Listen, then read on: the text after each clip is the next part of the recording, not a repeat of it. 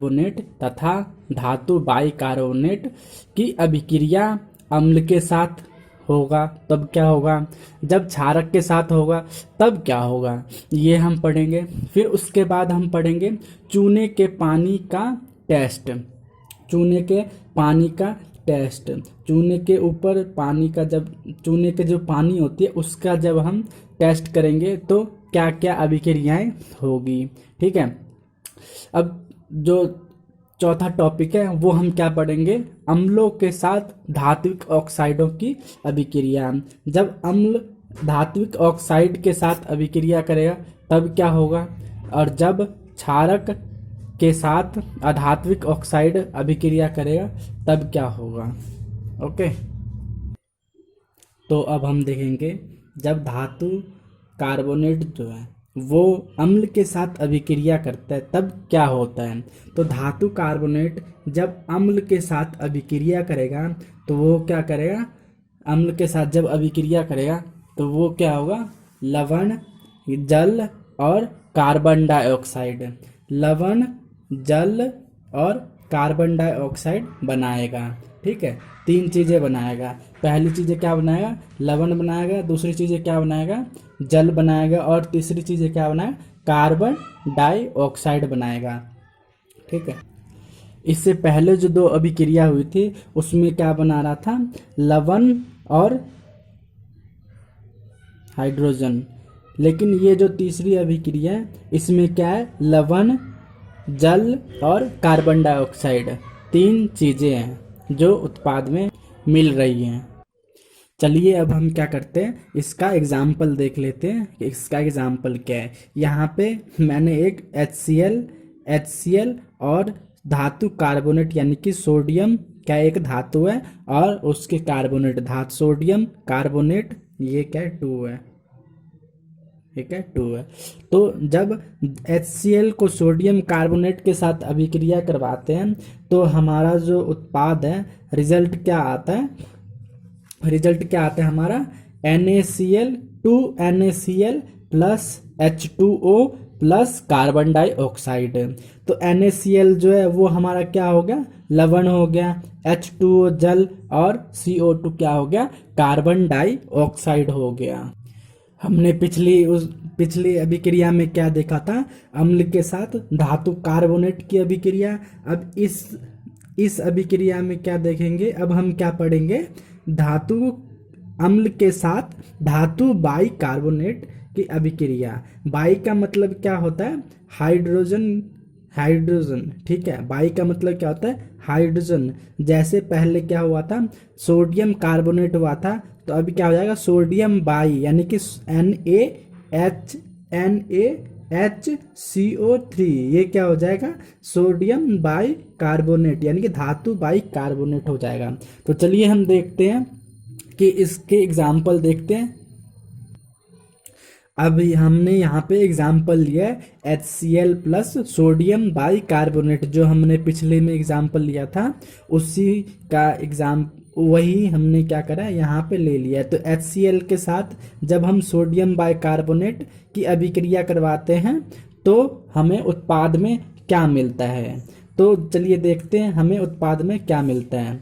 तो यहाँ पे हम देख रहे हैं कि यहाँ पे सोडियम बाइकार्बोनेट की जब अभिक्रिया करवाते हैं HCl के साथ तो हमें लवण NaCl, ठीक है, सोडियम क्लोराइड, और हमारा दूसरा क्या होता है कार्बन डाइऑक्साइड, और तीसरा क्या मिलता है, जल मिलता है। यानी कि उत्पाद में जो है वो हमारा धातु कार्बोनेट और धातु बाइकार्बोनेट दोनों में क्या होता है, उत्पाद हमारा सेम ही मिलता है, लेकिन जो हमारा अभिकारक है वो क्या होता है, अलग अलग होता है। ठीक है,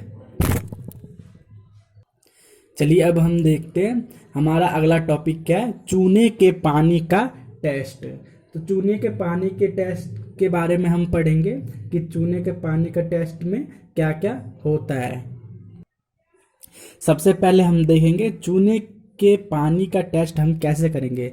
तो चूने के पानी का टेस्ट हम कैसे करेंगे, जब हम चूने के पानी को कार्बन डाइऑक्साइड के साथ प्रवाहित करते हैं तो हमें क्या मिलता है, जो पानी होता है वो क्या हो जाता है, दूधिया हो जाता है। जो पानी होता है वो क्या हो जाता है, दूधिया हो जाता है। तो चूने का पानी क्या है यहाँ पे, चूने का पानी क्या है हमारा, कैल्शियम हाइड्रो ऑक्साइड। ये क्या हमारा चूने का पानी है। जब चूने के पानी को में कार्बन डाइऑक्साइड अभिक्रिया करता है, इसके साथ जब अभिक्रिया करता है तो हमारा क्या उत्पाद बनाता है, ये क्या हो जाता है, कैल्शियम कार्बोनेट प्लस H2O। अब इसका एग्जाम्पल मैं प्रैक्टिकल लाइफ में देना दूंगा। जब हम क्या करते हैं, पेंट करते हैं, घर में क्या करते हैं, सफ़ेदी करते हैं, तो उसमें जब हम पेंट करते हैं तो उस वक्त क्या होता है, लिक्विड जो होता है हमारा, घोल जो बना होता है, सफ़ेद जो पुट्टी होती है, जो भी चूने का पानी जो होता है, उसको क्या करते हैं हम पानी में मिला देते हैं। पानी में मिलाने के बाद हम क्या करते हैं, दीवार पे लगा देते हैं। दीवार पे लगाने के बाद वो क्या करता है, थोड़ी देर बाद क्या हो जाता है, चमक उसमें आ जाती है सफ़ेद कलर की।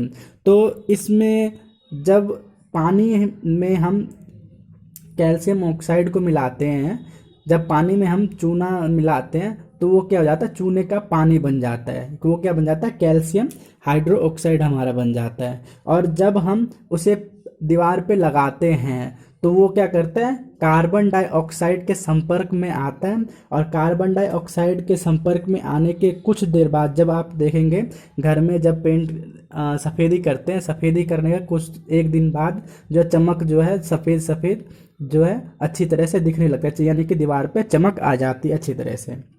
तो वो चमक किसके कारण होती है, वो चमक क्या होता है, कैल्शियम हाइड्रो ऑक्साइड की जब कार्बन डाइऑक्साइड के साथ अभिक्रिया होती है तो वो चमक कैल्शियम कार्बोनेट की वजह से होती है।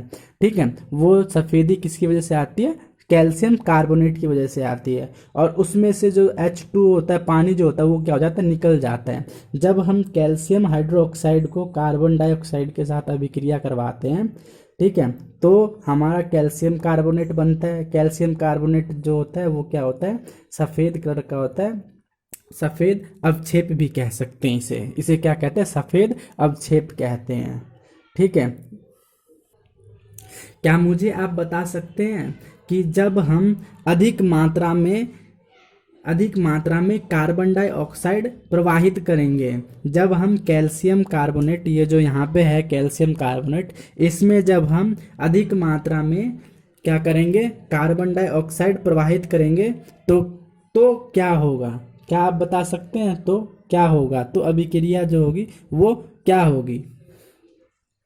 चलिए मैं बताता हूँ आपको। आप अभिक्रिया जो होगी, ये हमारा इक्वेशन था यहाँ का। ठीक है, जब इस इक्वेशन में, जब इस उत्पाद में हम क्या करेंगे, कार्बन डाइऑक्साइड प्रवाहित करेंगे, जब हम क्या करेंगे, अधिक मात्रा में कार्बन डाइऑक्साइड प्रवाहित करेंगे, तो ये क्या होगा, फिर से क्या होगा, जल में घुलनशील हो जाएगा। जल में क्या हो जाएगा, फिर से घुलनशील हो जाएगा। तो हमारा जो पदार्थ बनेगा वो क्या बनेगा, HCO3। ये क्या बनेगा, एक्वस के स्टेट में बनेगा। ये क्या बनेगा, एक्वस के स्टेट में बनेगा, जो कि ये क्या होगा, जल में घुलनशील होगा। ये क्या होगा, घुलनशील होगा। कहाँ पे, जल में।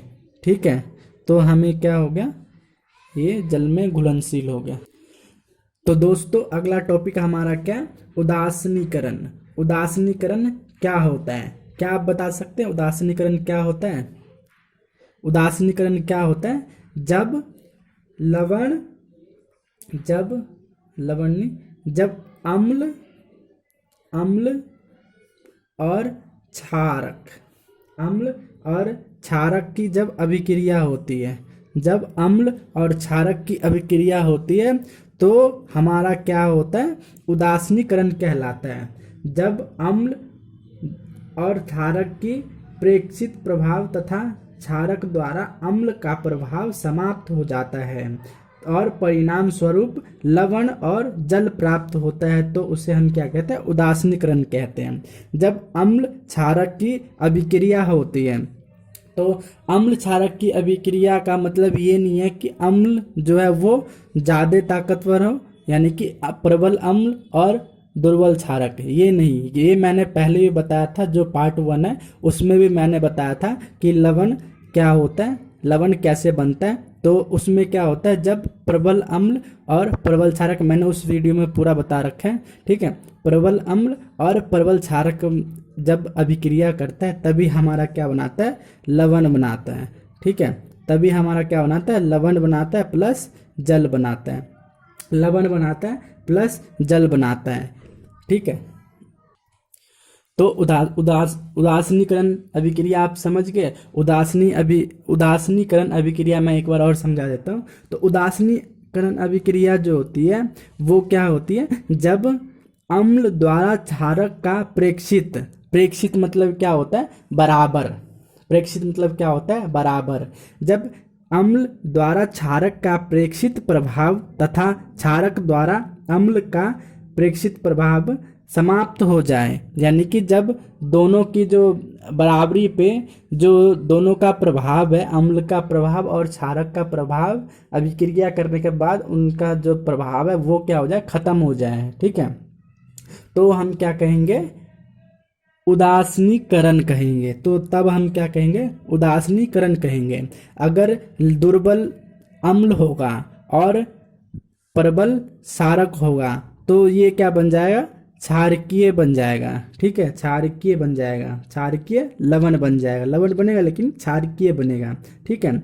जब प्रबल अम्ल होगा और दुर्बल क्षारक होगा तब हमारा क्या बन जाएगा, अम्लीय लवण बन जाएगा। क्या बन जाएगा, अम्लीय लवण बन जाएगा, ठीक है। तो ये दो, तो मैंने क्या कर दिया यहाँ पे आपको लिख दिया, लिख के बता दिया है, तो आप कंफ्यूज मत होइए। यहाँ पे प्र का मतलब क्या है, प्रबल, प्र का मतलब क्या है, प्रबल। तो यहाँ पे देखिए, यहाँ पे लिखा हुआ है, जब प्रबल अम्ल दुर्बल क्षारक के साथ अभिक्रिया करेगा तो ये हमारा क्या बनाएगा, अम्लीय लवण प्लस H2। यहाँ पे क्या है, H2 है, यहाँ पे क्या है, H2, ठीक है, H2O जल बनाएगा, हमारा क्या बनाएगा, जल बनाएगा। दुर्बल अम्ल जब प्रबल क्षारक के साथ अभिक्रिया करेगा तो ये क्या बनाएगा, क्षारकीय लवण बनाएगा प्लस जल बनाएगा। दोस्तों मैंने एक टॉपिक स्किप कर दी थी, जो क्या था, मैंने सिर्फ धातु अम्ल और धातु कार्बोनेट और धातु बाइकार्बोनेट की अभिक्रिया अम्ल के साथ ही करवाई थी, क्षारक के साथ नहीं करवाई थी। तो क्षारक के साथ इसलिए नहीं करवाई थी क्योंकि क्षारक के साथ जो है वो धातु कार्बोनेट और धातु बाइकार्बोनेट अभिक्रिया नहीं करती है, इसीलिए मैंने उसे स्किप कर दिया था जानबूझ के, ठीक है। तो मैंने अभी बता दिया आपको। नेक्स्ट टॉपिक हमारा क्या है, धात्विक ऑक्साइड। जब धात्विक ऑक्साइड जब अम्ल के साथ क्या करेगी, धात्विक ऑक्साइड जब अम्ल के साथ अभिक्रिया करती है, जब अम्ल के साथ अभिक्रिया करती है तो ये क्या बनाती है, क्या आप बता सकते हैं ये क्या बनाती है? तो चलिए मैं बताता हूँ। तो ये बनाती है लवण प्लस जल, H2O जल, ठीक है। ये क्या बनाती है, लवण प्लस जल। तो इसका एग्जाम्पल मैं देता हूँ। तो इसका एग्जाम्पल क्या हो गया, CuO प्लस HCl 2HCl। इसकी जब अभिक्रिया होगी, क्या आप अभिक्रिया बता सकते हैं? इसकी अभिक्रिया होगी तो क्या होगा, ठीक है। तो इसकी अभिक्रिया जब हो जाएगी तो ये क्या बन जाएगा, copper chloride, copper chloride plus H2O plus H2O। यहाँ पे कॉपर क्लोराइड क्या है, लवण है, कॉपर क्लोराइड क्या है, लवण है, और H2O यहाँ पे H2O जो है जल है। जब धात्विक ऑक्साइड यानी कॉपर ऑक्साइड जब अम्ल के साथ यानी कि HCl के साथ अभिक्रिया करेगा तो ये यहाँ पे क्या बनाएगा, कॉपर क्लोराइड प्लस H2O। एक चीज और दोस्तों, यहाँ पे क्या है, कॉपर जो धात्विक ऑक्साइड जो है वो क्या है, धात्विक ऑक्साइड वो क्या है, क्षारीय प्रकृति का है। क्षारीय प्रवृत्ति का मतलब क्या होता है, जो इसमें जो गुणधर्म है, धात्विक ऑक्साइड में जो गुणधर्म है वो क्या है, क्षारक के गुणधर्म है, क्षारक के गुणधर्म है। इसीलिए तो जब धात्विक ऑक्साइड को अम्ल के साथ अभिक्रिया करवाते हैं तो लवण और जल देते हैं। जब हम क्षारक को अम्ल के साथ अभिक्रिया कराते हैं तभी भी हमारा क्या रहता है, लवण और जल देता है। तो इससे हम कह सकते हैं कि ये क्या है, क्षारकीय प्रवृत्ति का है। और इसमें क्या होता है, जो कॉपर क्लोराइड होता है इसके कारण जो है पूरे जो विलयन होते हैं उसका रंग कैसा हो जाता है, नीला हो जाता है। उसका रंग कैसा हो जाता है, नीले रंग का हो जाता है। ठीक है, तो एग्जाम में ये भी क्वेश्चन आ सकता है कि नीले रंग का कौन सा समीकरण होता है। ठीक है, कौन सा विलयन जो है वो क्या होता है, नीले रंग का होता है अभिक्रिया करने के बाद। तो अब हम क्या पढ़ेंगे, नेक्स्ट टॉपिक हमारा क्या है, आधात्विक ऑक्साइड। आधात्विक ऑक्साइड क्या होता है, तो आधात्विक ऑक्साइड की जब अभिक्रिया हम किसके साथ, जब आधात्विक ऑक्साइड की अभिक्रिया जब हम अम्ल के साथ करवाते हैं, अम्ल के साथ नहीं, क्षार के साथ जब करवाते हैं, क्षार के साथ जब हम करवाते हैं तो ये क्या करता है, ये हमें क्या देता है, ये हमें देता है लवण प्लस जल। ये भी हमें क्या देता है, लवण प्लस जल देता है। तो इससे हम क्या कह सकते हैं कि आधात्विक ऑक्साइड जो है इसकी प्रवृत्ति कैसी है, अम्ल है, अम्लीय है। इसकी प्रवृत्ति कैसी है, अम्लीय है। इसकी प्रवृत्ति कैसी है, अम्लीय है। अब अम्लीय इसकी प्रवृत्ति कैसे है, हम कैसे कह सकते हैं कि इसकी प्रवृत्ति अम्लीय है। ठीक है, तो हम इस प्रकार कह सकते हैं कि क्योंकि ये जब आधात्विक ऑक्साइड जब क्षार के साथ अभिक्रिया कर रही है तो ये क्या बना देती है, ये लवण प्लस जल बना देता है। ठीक है, तो लवण प्लस जल जब बना देता है तो हम क्या कह सकते हैं, लवण प्लस जल कब बनता है, जब अम्ल और क्षार की अभिक्रिया होती है तब भी क्या बनता है, लवण प्लस जल बनता है। तो इस प्रकार से हम कह सकते हैं जो आधात्विक ऑक्साइड है वो क्या है, अम्लीय प्रवृत्ति का है, अम्लीय प्रवृत्ति का है। और जो धात्विक ऑक्साइड था वो कौन सी प्रवृत्ति का था, कौन सी प्रवृत्ति का था, ये था क्षारीय प्रवृत्ति का, क्षारीय प्रवृत्ति का था। ठीक है, आप समझ गए, अम्ल ये क्या है, अम्लीय प्रवृत्ति का है। चलिए तो इसका एग्जाम्पल देखते हैं।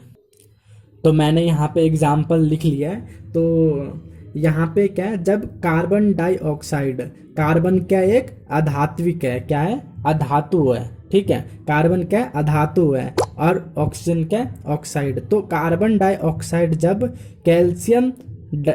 कैल्शियम हाइड्रोक्साइड के साथ अभिक्रिया करते हैं तो ये क्या बनाती है, कैल्शियम कार्बोनेट प्लस H2O।